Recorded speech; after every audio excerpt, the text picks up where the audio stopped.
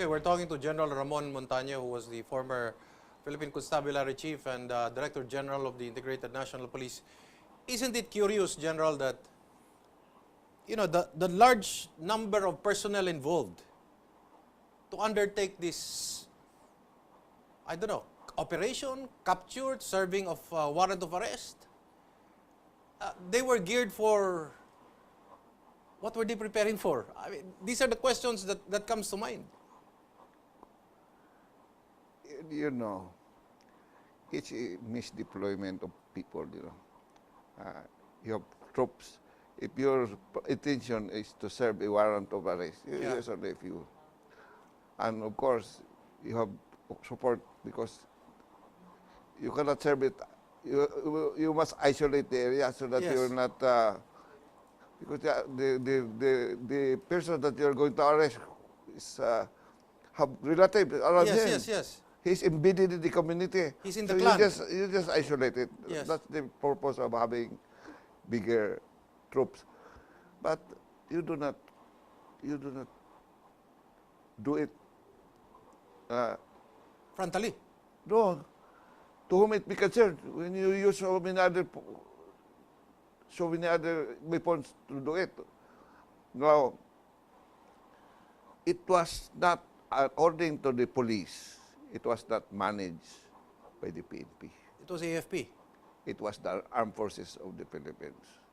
And their intention is really to capture that guy with the Marharan with the reward. With the reward of $1 billion or something. $5 million. So that was their intention. So that justifies why the number of the deployment of forces, because they want to capture or kill. And this is the reason why they preferred to use the police, so that it will look like a police operation and not a military operation. Yes, because he's wanted. He has a reward. That's why we have, in the police, we have what we call the manhunt. Okay. And they have nothing to do except list down people with the warrants of arrest and then look for them. Now, how to look for them depends already on the capability of the commander. Whether he will look for them only with 1 man or 2 man or 3 man or 4 man, or just negotiate with him to surrender. I have a question, General Montano. If it is the police that enters this area, would you say it's violative of the peace process? And this is the reason why, this is just conjecture, no? That the AFP used the PNP. Because if it is the AFP that goes into the area, this will be a violation of the ceasefire. Do you think that's a plausible reason? I know, because I know the status of this. Police operation is not included in the ceasefire. Okay. You can enforce the law when there is a ceasefire. So that makes sense. That's the reason why it was the PNP that went there and not the AFP. Of course, that's the reason why. Now, there are now reports coming out that the PNP staff requested for reinforcement. I don't know.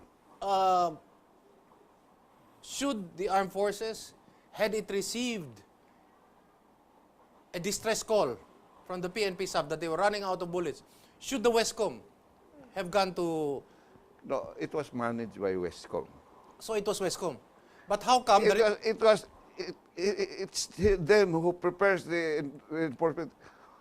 Maybe they use the police to do it for them. They were the beat. But they must be able to...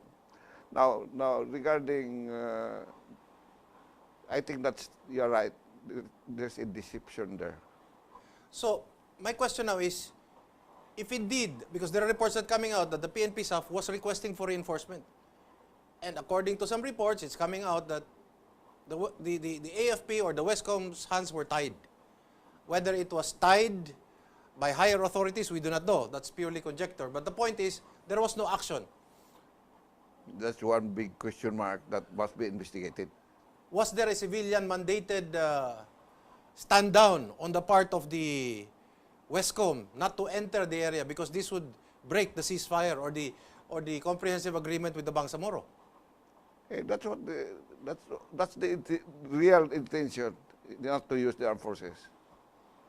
If you were the Westcom commander and and you receive a distress call from the PNP staff saying, "Sir, binabakbak na kami dito. Wala na kaming bala. Mamamatay na kami lahat dito. Tulungan niyo kami." What would you do? Of course, it's my responsibility. It's my responsibility. I was the one who ordered the operation, then I will not help. This should be charged for, this should be court-martialed. Uh-huh.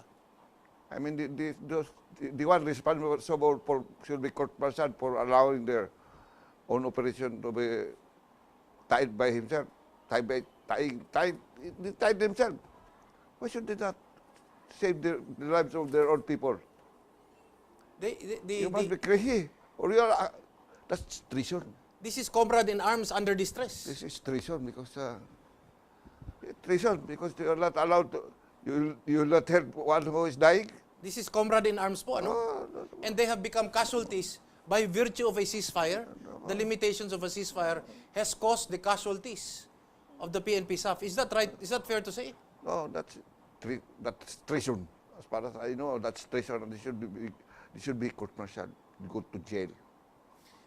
Again, I'd like to ask this question, General. No? When the PNP staff went there, I don't think that they went there on their own without... Is it possible that they did not even tell the MILF? Or there are now stories coming out that the MILF knew that they were arriving and that's why they were ambushed? Look, if you operate that way and you are protecting your own area, they will only say that. So, how can they say they enter there without the authority? So, you would presume, if you were the ground commander and you were ordered to enter this area, and you know it's MILF territory or MILF area, you would presume, sir, may clearance ba ito sa taas?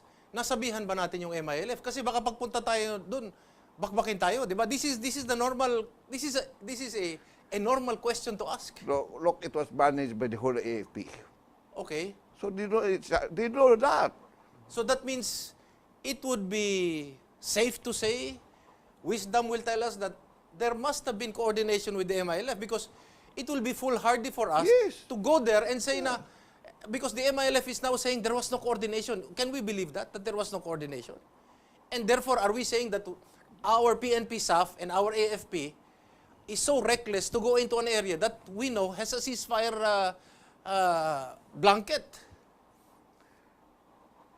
This giving territory to the other side and not having enforcement rights to go there, that's wrong in the first place already. Now, allowing your own soldiers to be killed, that's already treason. What can you say about the beheadings, the mutilation? Well, it's always the part of terroristic guys. You're talking about the MILF already. Yeah, it's always part of terrorism. So bakit kinakausap natin ito sila? Why? I don't know. Why is government talking to these people if I don't know. if Iqbal and the rest cannot control their own people? I don't know. Is the paper that we signed for our peace agreement worth? You blame our own government for having this funny agreement, which is wasting lives. We are after lives. Kawawa ang mga tao natin. Yeah, kawawa mga sundalo natin. I will ask you this, General, no? Isn't it curious? Hindi ba ho nakapagtataka? Co-located within MILF area. Andyan yung BIFF. Is there? Andun yung BIF daw eh. Bakit nangyaring gano'n na merong BIFF? Tapos, because this is the reasoning now the MILF, nagkaroon ng misencounter kasi nagmaneuver daw. Tapos nagka-enkwentro sa MILF habang hinahabol ng PNP, SAF, ang BIFF, na misencounter yung MILF. This is now what is coming out as the story. Palusot, in short. Oh, yeah. So, ang tanong ko, paano nangyari na may BIFF sa palagay ninyo? Kayo kasi, Puti na yung buhok nyo, Well, alam nyo na ang kwento dito. Bakit may BIFF co-located sa lugar na hawak kong yari ng MILF? they are the same banana. Ano ba kulay ng saging? Anyway, so in short, they are all in cahoots. They are all together. They're all what you're saying, General Montaño, is may kaibigan ako doon, may pinsan ka dito, may kapatid ako doon, meron ka mag-anak, ganon. Well, that is the fault of our government for having this peace talk with the MI. Okay. Next question. Again, isn't it worth pondering, bakit may Malaysian bomb terrorist within the area which is supposed to be under MILF again? Well, that has been his assignment for a long time. But, To train our people in bomb technology.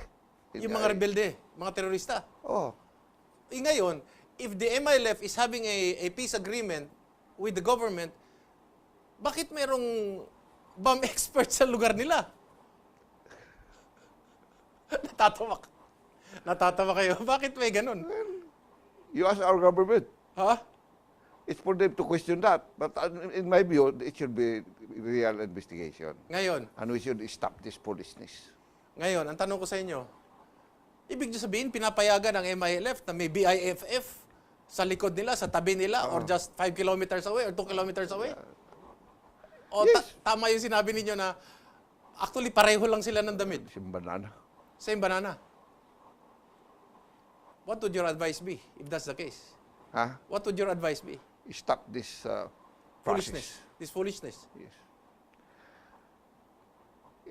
If they want to join us. But our people handling the peace process is very different. They have very different attitude. There was a time when who is this guy? Leonin. Okay. He was the first one who negotiated the rest. Then he asked the Iqbal. Okay. He asked Iqbal, Mr. Chairman, Ah. is it okay for us to play the national anthem? Anthem, yes. Anong sagot ni Iqbal? Oh. Of course, we're all Filipinos. You should remember that we are all Filipinos. We belong to one nation. Our government is the one treating them as another nation. Now, what we hear is Malacanang condoling. But has Malacanang condemned the MILF for this action? I don't know. Have you heard? Should they condemn? They should. And they should suspend the whole thing for and have this investigated properly. You're talking about the suspension of the BBL, the tackling of the BBL. Yes. Okay. Should be restudied, re-examined. Especially now we are still on the process of approving it. Okay. We're going to leave General Montaño here with the question that, is it possible that we suspend this pending the MILF giving us, kahit mga pangalan lang, giving us the names of the perpetrators, kung sino yung mga namugot ng ulo, sino yung bumaril doon sa mga PNP staff na wounded pero buhay pa, binaril sa ulo, at yung nga sabi nila soldiers die with their boots on. In this case, yung mga bota, ninakaw, patay na sa pagbabalik po ng Republika.